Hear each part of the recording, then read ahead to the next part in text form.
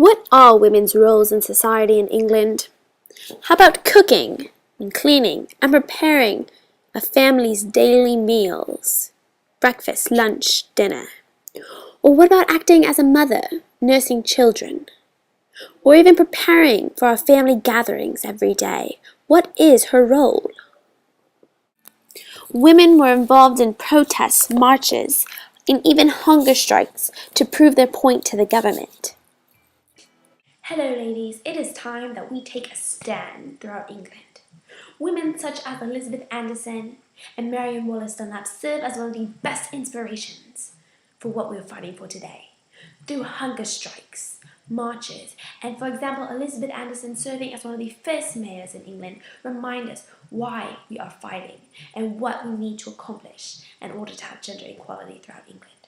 Jeremy Bentham wrote in 1818 a plan for parliamentary reform. He not only advocated female suffrage, but he wanted to respect and experience the true society without sex discrimination. Every day, women fight in the political arena and fight for equality.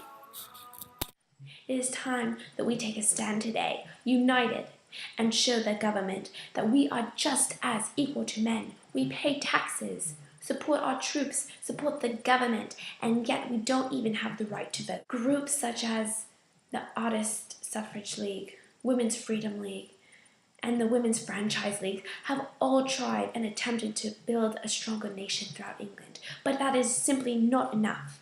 We need to unite and build a stronger society where women are treated just as equal to men. We're not asking to take away other people's rights. We're only asking to be represented in society.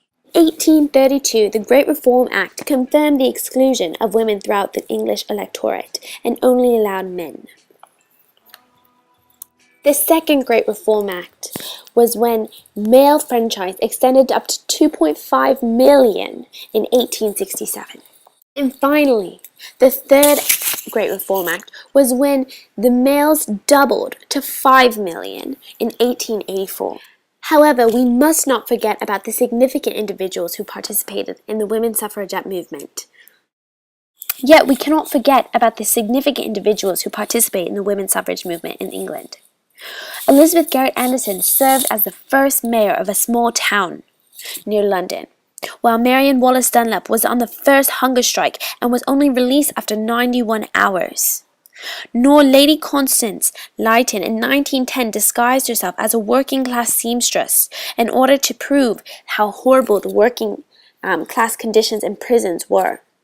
These women proved a point to the government and united their effort to show that women were just as equal to men. Women finally got what they wanted in November 1918 when the Eligibility of Women Act was established, allowing all women to be elected into Parliament.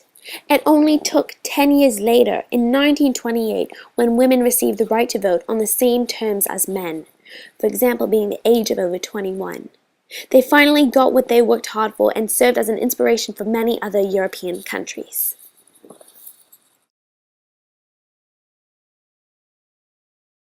Watch it, I can.